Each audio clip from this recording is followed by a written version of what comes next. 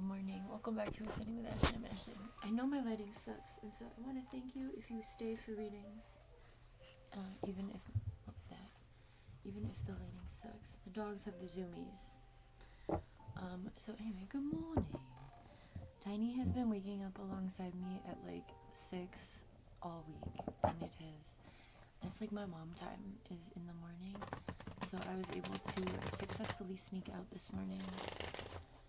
So we'll see how long we have. But yes, it's very important to me to have time to myself in the morning and at night as a single parent.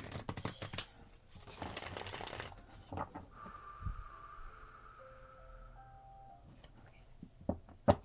Ooh, this energy's heavy. Alright. I will do my best to be nice today. We'll see. Okay, here we go. We're using yin yang. I think we need a... You've got to be fucking kidding me.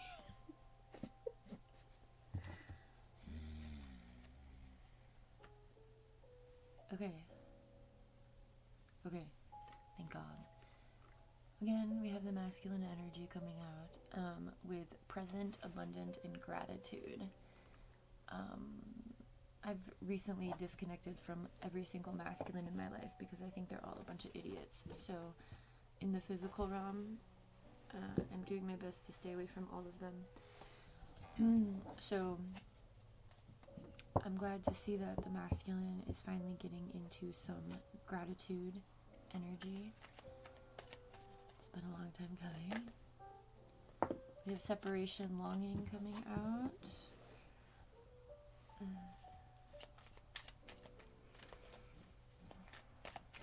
The masculine of the world need to step into their power. And, you know, there's a lot of conversations on the interweb about this phenomenon that we're experiencing, including the observation that men no longer have Adam's apples. And when someone said that, I think people are like, oh wow, what's going on? So there's a lot of conversation about how the chemicals that the powers that be are putting in things like soy, estrogen, and other things like that. Because everything is bioengineered, it's affecting people's like physical bodies, men in particular.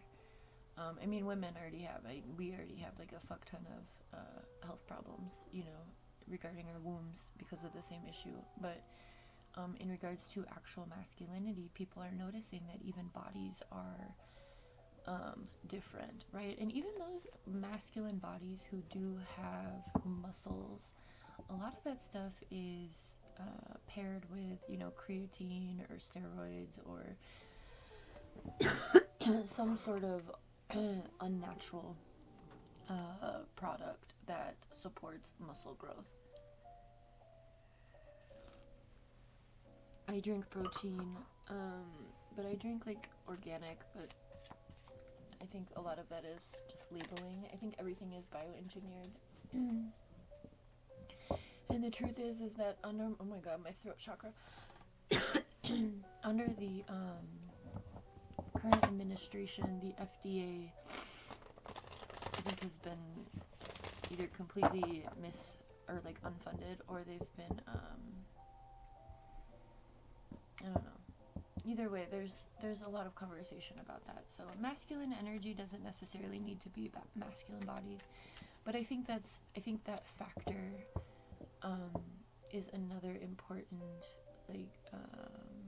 contributing factor to why we're seeing this phenomenon of men not being masculine in their behavior, in the way they treat women, in the way that they, you know, there should be some sort of primal drive to protect, and we don't have that at a collective level.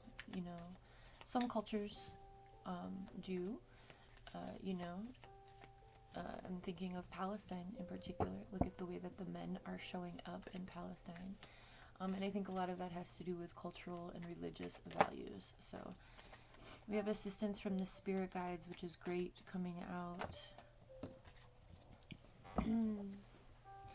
We have forming a solid structure, foundation. We have avoidance, stalemate, and we have control tactics. So there still could be a use of, silent treatment or space or attention or strategic communication that's still being used. Again, that's old ways and patterns falling. We do have self-worth coming out with expectations. Remember, you can't hold yourself to, or you can't hold anyone outside of you to expectations that you yourself are not fulfilling, right? So if you expect someone to, a lot of these conversations about men or men having are definitely about, wanting, there's this insane throwback to like 1950s logic, right? I mean, make America great again. I think that's the slogan for thinking about when men were treated with dignity. But I feel like all of that had to do with the way the patriarch let it be, right? So like, if you want someone to cook and clean for you, then you yourself need to be able to do that for yourself, right? Women are not your mothers, and they are not your chore keepers, right? Every relationship is different, and that's up to you to figure out. But I think that this is part of the process.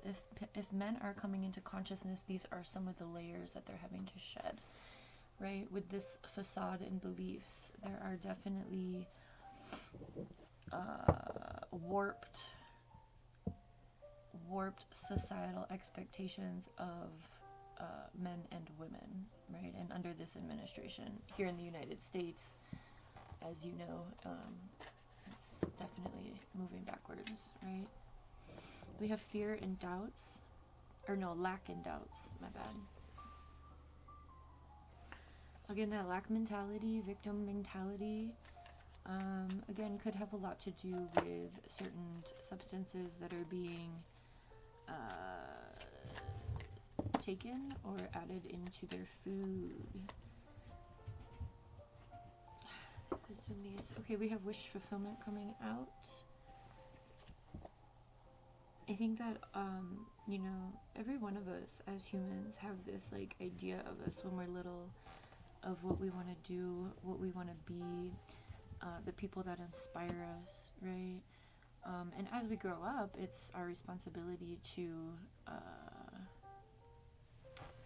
embody that, right? Envision it and embody it, and do, everything necessary that we can to step into who we believe we are, right? Who we know is true for us. So we have the cosmic purpose in North Node. North Node is in Pisces. Pisces is deep ass energy. Pisces is the last house in the zodiac. And so Pisces has the ability to chameleon. And as a Pisces sun sign myself, I have the ability to tap into any other zodiac sign or any other a lot of serial killers are Pisces and Scorpios, because they don't get caught, because they have the ability to go deep and change things. Like, my handwriting changes all the time. Even when I'm writing the same document, my handwriting changes several times throughout that. We have the ability to take on aspects of other zodiac placements, right? I mean, if you think about the ocean, think about how vast it is. Think about, you could be a little minnow at the, at the tide, or you could be one of those, what are those fish with the lights? No, I'm doing a reading. You're gonna lay right there? That's awkward. Okay, it's your choice. Okay, you gotta stay there. I'm using the desk, Mr. Woody. You have a million other places to rest, but I understand. We have summer and growth. Here in the northern hemisphere, obviously summer is over now.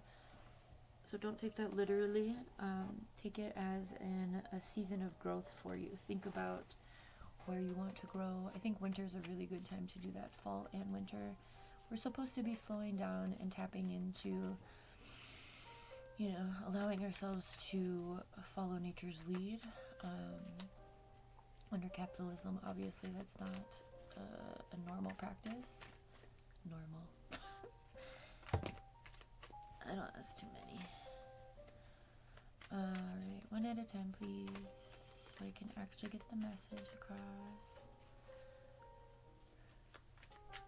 I'm so glad I get some time to myself today. Let's make sure I drink this while it's hot.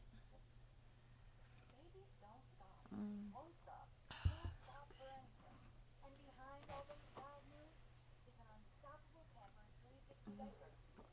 Well, masculines, I've been cussing the fuck out of y'all lately.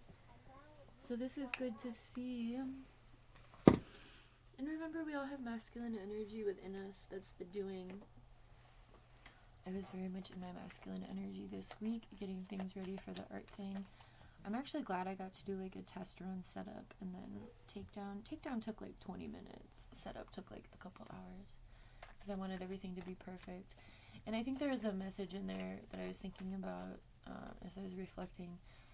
And that is, sometimes I do this thing that can be self-destructive, where, and I feel like it's a common thing in our society because perfectionism is like railed into us so early on, right?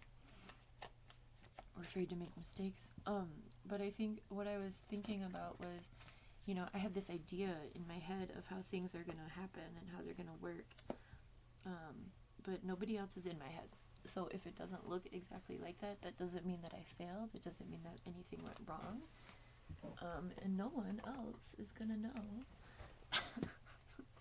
that I have that thought of like, oh, it's not exactly how I wanted it, right? So don't let anything get in your way about that. We do have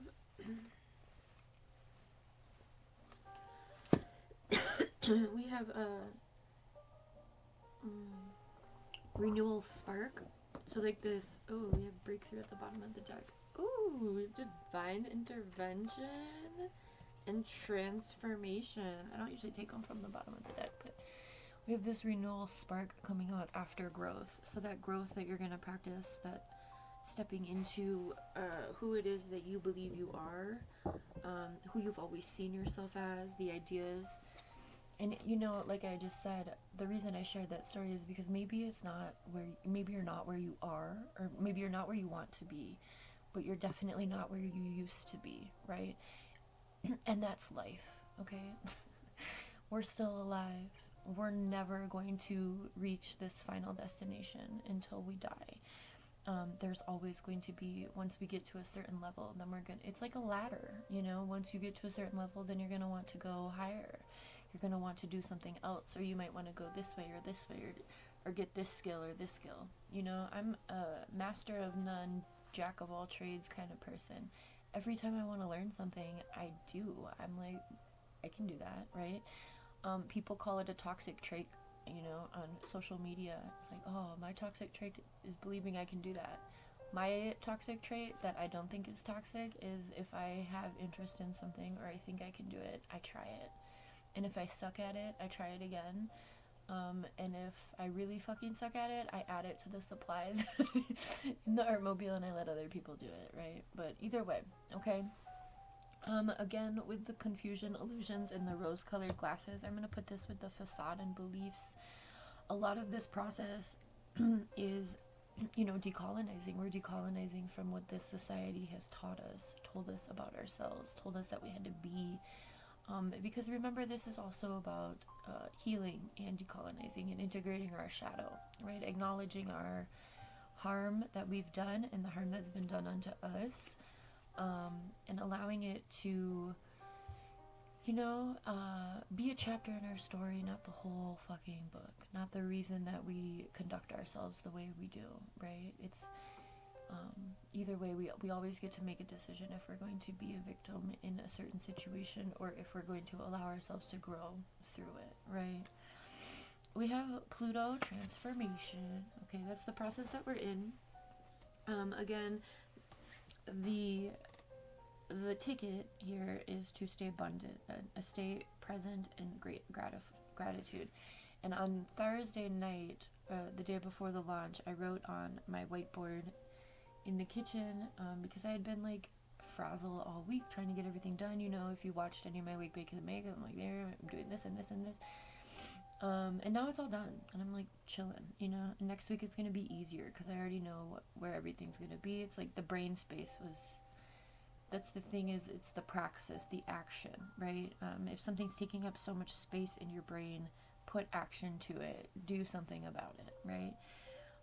But I wrote on the board, I was like, you know, everything will be fine, or everything will be great, everything's gonna get done, you know, like, be present. And I wrote that reminder, so when I woke up on Friday morning, I was like, okay.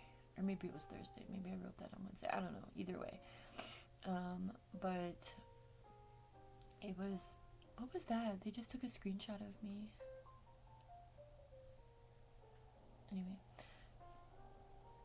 Anyway, so staying present is the best we can do, right?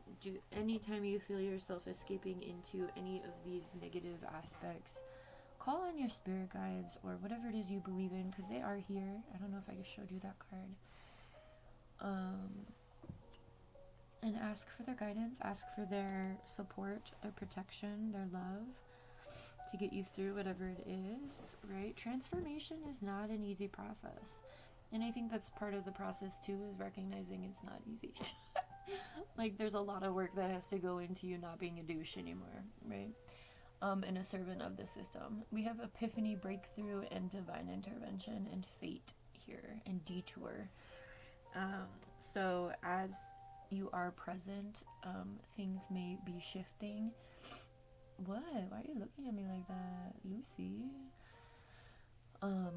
Allow yourself to release resistance to the divine path as much as possible, right?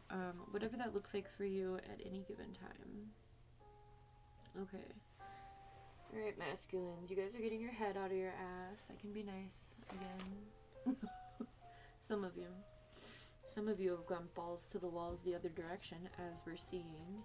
But that's why we need the masculine collective to step into their power and their strength and their divine masculine energy. You know, the karmic masculines are attacking the innocent, and we need men to stand up for that, right? Be amazed, take risks, and make it happen. Be authentic, be awesome today, and be you bravely.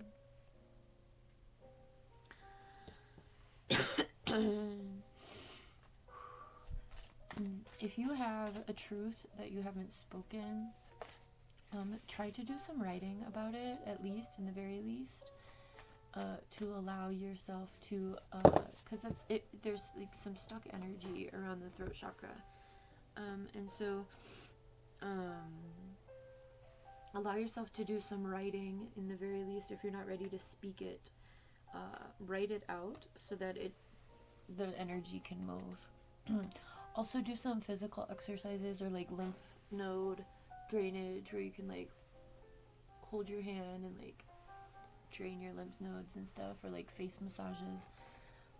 It's not gay. You have a human body. Take care of it, okay? It's not feminine. Always take the scenic route. Be open to whatever comes next, and live every day with intention. Do what you love and love what you do. Give out what you most want to come back. All you need is love. Exactly. You will always receive the energy that you put out into the world. So if you're a heinous fucking asshole, you're gonna keep repeating those cycles. You're gonna be met with that outside of yourself, until you learn your lesson to not be like that, right? A dream is a wish your heart makes. Live your dream with passion. Be open to whatever comes next. Very much that allowing the unexpected energy coming through with these. Make a difference. You are capable of becoming more than you realize. And so the adventure begins. Have a good one, y'all.